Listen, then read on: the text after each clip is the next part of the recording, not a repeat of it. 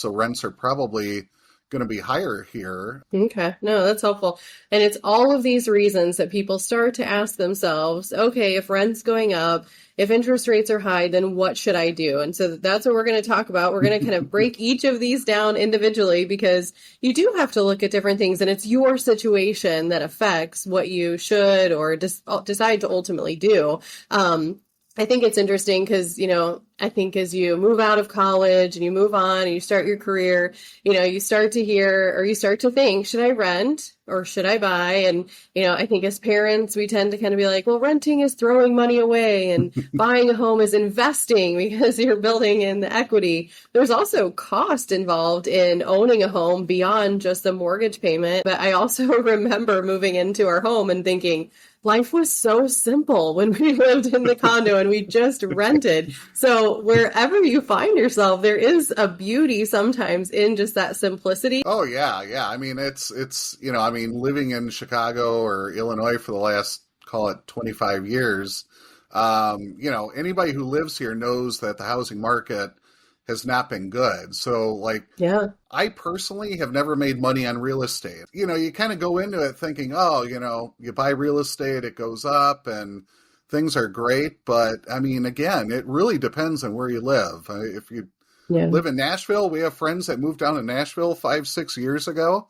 And man, I mean, the amount of money that their house is appreciated is insane.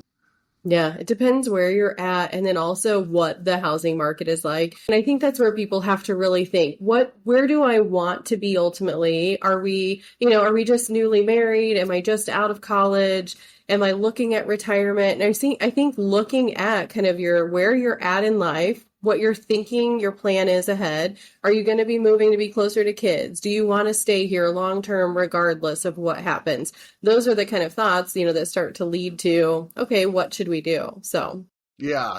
And I mean that is actually a great kind of lead in to what I think is the most important thing. I mean, we talk about investing and how do you invest and things like that. And we did a podcast on this a couple of weeks ago, and one of the biggest factors, or the biggest factor, is just your time horizon. How long, do you need to invest? When are you going to use the money? That really determines how you invest. And it's really kind of the same thing with housing. Your time horizon for how long you expect to live in a place is going to really determine whether it's better to rent or buy. I always like to put math and numbers on things.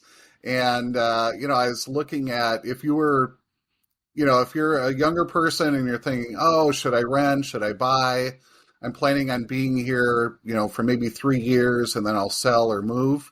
I was actually looking at if you buy a house and get a mortgage on it. So the example I did was a $500,000 mortgage. So about $600,000 house all in.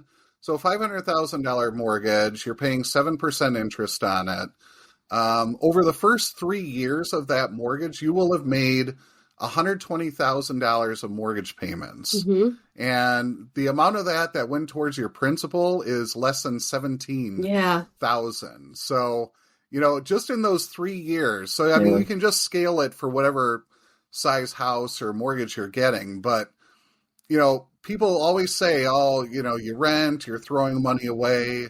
But the reality is, if you're buying a home and you're only planning on being in it for a couple of years, you're effectively just throwing money away in interest anyway. So, yes, you are getting some principal, but, most of the meat of that principal, you don't really get credit for until years 20 through 30 when you're paying this thing. So, that's always kind of an important consideration I think people need to think about.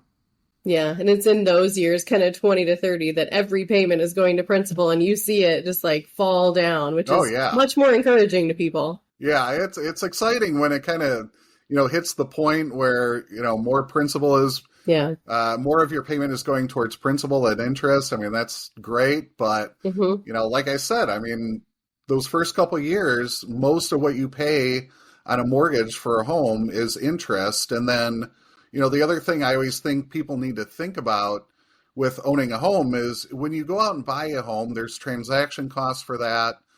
Generally speaking, they can be like 2% of the purchase price. So title fees, attorney fees, that kind of thing, when you buy a place. And then if you turn around and sell it, you have to pay commissions, escrows to the buyer, things like that. So that could be another 5%. So if you're buying a home, you have to really go into it thinking this thing needs to appreciate by at least 7% just for me to kind of break even, cash on cash, because the fees and expenses of buying and selling a home they're not little. I mean, they're pretty big.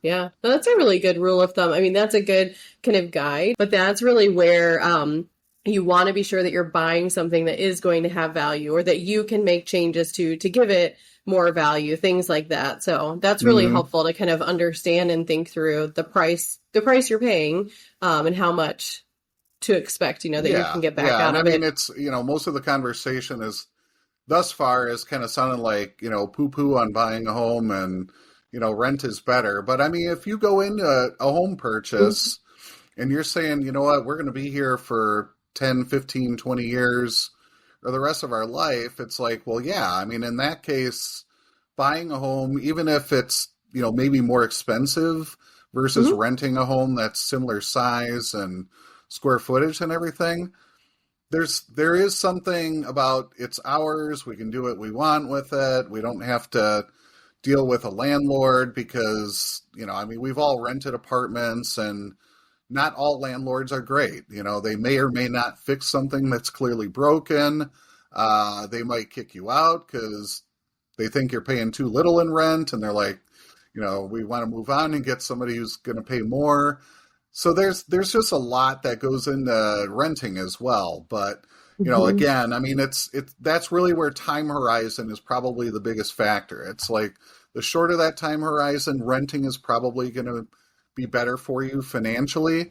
The longer you expect to be in the place, buying is also probably going to be a better option because you're going to accumulate that principal which is effectively a savings account, and it's something that you own, and when you're older, that is a real asset to what you have. Yeah. And then we have this third option, or do I build? And that's not in either of the first two. And I guess, is this kind of one where this comes in where you're like, I'm just not finding what I would like. This is probably where we're going to be for the long term. We want to own something that, fits exactly what we want. This is something that, you're going through right now. Do you want to kind of share, here's kind of what made us decide we want to build?